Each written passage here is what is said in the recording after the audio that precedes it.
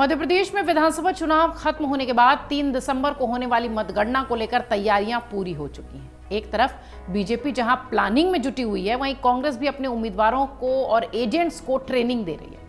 इस बीच दोनों ही दलों के प्रमुख नेता बहुमत के साथ सरकार बनाने का दावा कर रहे हैं, जो कि पिछले कई दिनों से सुनने मिल रहा है। वहीं सूत्र ये कह रहे हैं कि बीजेपी अपने प्लान बी के तहत ऐसे बागी और निर्दलीय प्रत्याशियों के संपर्क में है जिनके की जीतने की संभावना बन सकती है। आपको बता दें, बीजेपी में टिकट न मिलने से कई नेता बगावत करके निर्दलीय या दूसरी पार्टी से चुनाव चिन्ह पर मैदान में उतर गए। बीजेपी के अलावा कांग्रेस के कई बागी उम्मीदवार मजबूती के साथ चुनावी रण में उतरे थे। इनमें से ज्यादातर का कहना है कि जीतने की स्थिति में वो अपनी ही पार्टी के साथ बने रहेंगे। आइए जरा आपको बताते हैं संक्षेप में कि किन किन बागियों पर दोनों ही खेमे की पार्टियों की नजर है। खासतौर से बीजेपी ने अब संपर्क साधना शुरू कर दिया है, ऐसा सूत्र कह रहे हैं।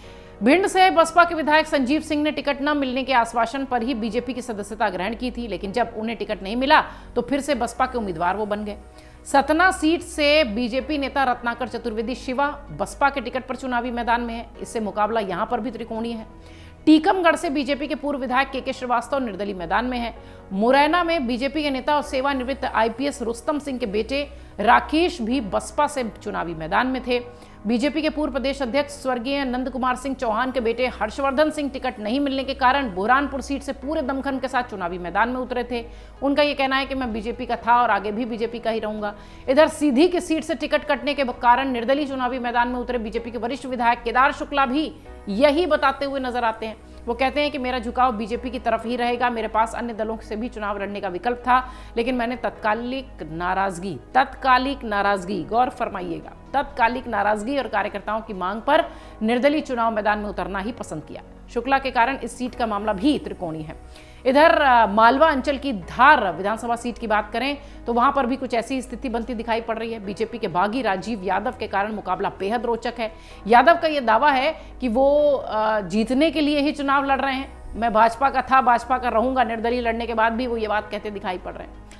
मध्य प्रदेश में 17 नवंबर को वोटिंग थी और अब चुनाव परिणाम 3 दिसंबर को हैं। चुनाव आयोग की तरफ से इसकी तैयारी भी तेज है। ऐसे में रिजल्ट को लेकर लोगों की उत्सुकता बढ़ती जा रही है। एमपी में कहा जाता है कि मालवा निमाड़ में जिस पार्टी की जीत होती है, राज्य उसी की सरकार के साथ दिखाई पड़ती है। सबकी निगाहें 30 नवंबर को आने वाले एग्जिट पोल पर भी हैं, 3 दिसंबर की मतगणना पर भी हैं। एग्जिट पोल एग्जैक्ट पोल होता है कि नहीं, यह भी देखने की बात है। इस बीच राजनीतिक दलों ने अपनी समीक्षा के बाद अपने अपने जीत के दावे भी शुरू कर दिए हैं। राज्य में इस बार दोनों पार्टियों का फोकस आदिवासी मतदाताओं पर था।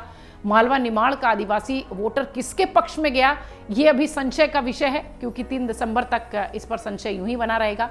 कई सीटों पर बीजेपी कांग्रेस के बीच कांटे का मुकाबला देखने को मिल रहा है, जबकि कुछ सीटें ऐसी हैं आदिवासी संगठन जयश का गहरा प्रभाव रखती हैं। मालवा निमाड़ के अधिकांश सीटों पर जयश के मैदान में उतरने से मुकाबला रोचक हुआ है। एमपी में आदिवासियों के लिए 47 सीटें आरक्षित हैं, आपको बता दें, और 22 सीटें मालवा निमाड़ से आती हैं। इसलिए जब मालवा निमाड़ की बात होती है तो तुरंत आदिवासी वोटर्स पर सबका ध्यान चला जाता है। करीब 10 सीटें इस क्षेत्र की ऐसी हैं जहां जयेश ने पूरी ताकत से चुनाव लड़ा है। इन सीटों पर उसका मुकाबला बीजेपी कांग्रेस के साथ था। करीब ऐसी 10 विधानसभा सीटें हैं जिनके परिणाम को लेकर बीजेपी और कांग्रेस की बेचैनी बढ़ी हुई है। दोनों ही पार्टी के नेता इस बात को लेकर आश्वस्त हैं, आखिर आदिवासी वोट किसके पक्ष में गया।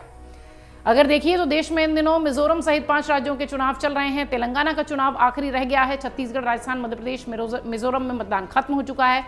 30 नवंबर की वोटिंग के बाद सबको इंतजार होगा 3 दिसंबर का। इस बार अगर मध्य प्रदेश के संदर्भ में बात करें तो आपको बता दें कि ये सबसे लंबा, पिछले 6-7 टर्म में सबसे लंबा वक्त है जबकि प्रत्याशियों को परिणाम का इंतजार करना पड़ रहा है। सबसे ज्यादा लंबा समय जो है वो इस वक्त प्रतीक्षारत है, इसी समय में है, क्योंकि इससे पहले जितने भी चुनाव हुए हैं, किसी के 10 दिन में, किसी के 3 दिन में, किसी के 12 दिन में परिणाम आ चुके हैं।